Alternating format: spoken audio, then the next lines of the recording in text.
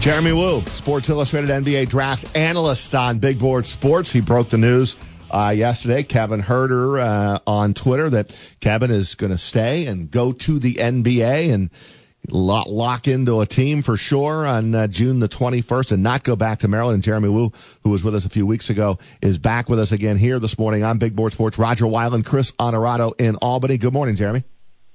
Hey, how you doing? Hey, Jeremy. We're good. Thanks for a few minutes, man. So any surprises from you when you heard the news and then broke the news yesterday that Kevin was going to continue to pursue an NBA career? No. I think he really did a lot for himself, and we talked about this last time. At the Combine, he was one of the best guys there. And to come away, with the way that he did, sort of, trending in the right direction, and the word last night was that he may have a promise. I'm told, teams seem to think that he has a promise somewhere in the first round. So, knowing that, coming out and turning pro with that level of stability makes a lot of sense. How common is that, Jeremy, that kids who are maybe on the fence about whether or not they're going to stay in the draft, how common is it that a team like, I'll just throw it out there, like Utah at 21 or the Lakers at 25 say, if you're there, we're taking you? Yeah, it's fairly common, and I think, what it does, and from an agenting perspective too, what it does is it gives the player a floor, basically. So, if you're coming out, you have the handshake agreement, you're not going to fall past XYZ spot. And a team before that, can still take the player, and, maybe a team will trade up to move in front and get the player, but, it creates a market, and it creates sort of a baseline that I think is helpful when you're trying to, get to the best position possible. Where do you think he ends up, Jeremy, on draft night? You have your latest mock draft, and you have him going 18 to the Spurs. How locked into that are you? I don't know if it's the Spurs, but I think that range, between probably 17 and 22, 21, probably seems to be where he might end up. I don't know for sure what the situation is, but if I had to guess, it'll be somewhere in that mid-first round. Where do you think would be, of the teams so you got San Antonio 18 at the Bucks at 17, Hawks 19, T-Wolves at 20, then you get Jazz at 21. I know Bulls like him at 22. Where do you think would be a good fit? What teams just says, good fit for Kevin Huerter?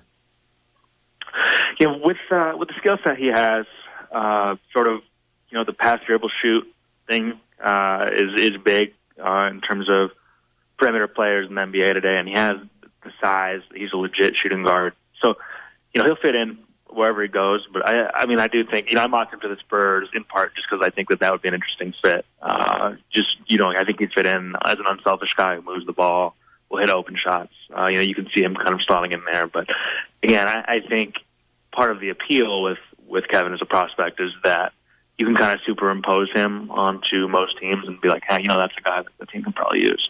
You want all the NBA draft insights up to this point and analysis, check out the Open Floor podcast Jeremy does for SI's front office and the crossover. Jeremy Woo with us here from Sports Illustrated, and you can check him out on Twitter, just simply at Jeremy Woo. I know one surprise, at least, that caught you, and certainly I'll include myself in it, is that Tyus Battle is going back to Syracuse. I don't know where you had him pegged to go, late first, early second, but what is it about that decision that took you off guard a little bit?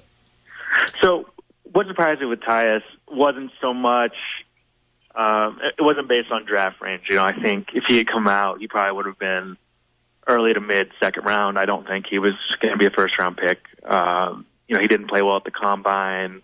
I think scouts are a little bit lukewarm, sort of on, how well-rounded he is or isn't. I think he's more of a scorer, but doesn't have enough else going for him right now. But I was just surprised because I think, and again, I think every kid's situation is different, so this is not a criticism, but from my perspective, I don't know, how much his stock will improve or what else he has left to show at Syracuse.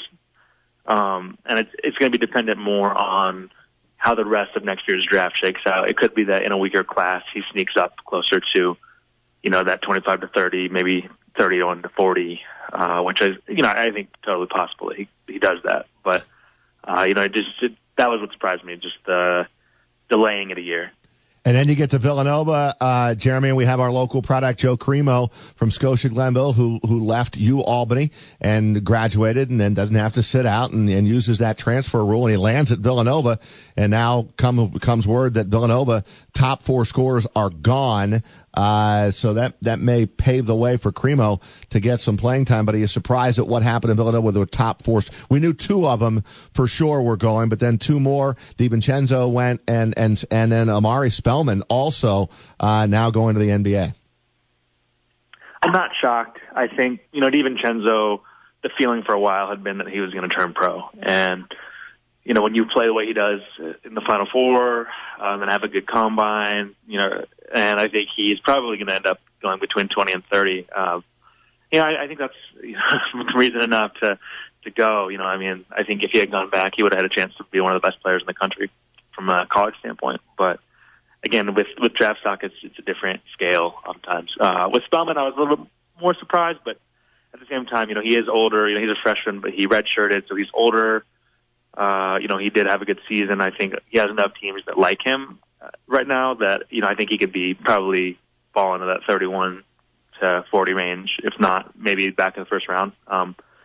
And yeah, with him, he'll get a guaranteed deal. And I think when you're a unique player like Spellman, you have sort of a skill set that, isn't, he does a lot of things well, but isn't like a Huerter, so he's very specific, then your odds of landing with a team that really wants you and wants to develop you, I think, are high. So I think he'll end up in a good situation. How difficult of a spot is Nova going to be in next year, losing those top 4 scorers, or is Jay Wright figured out and reload, and perhaps Joe Cremo, who can flat out shoot the basketball, he's going to get a big opportunity if he does well when he gets there to get some quality minutes?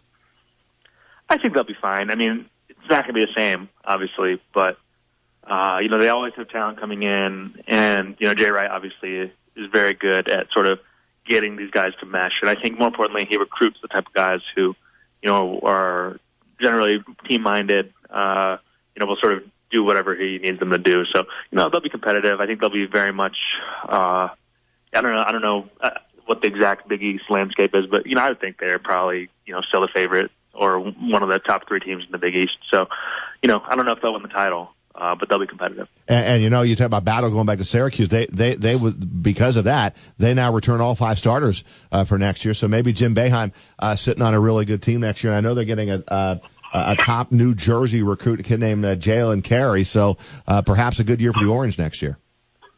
Yeah, 100%.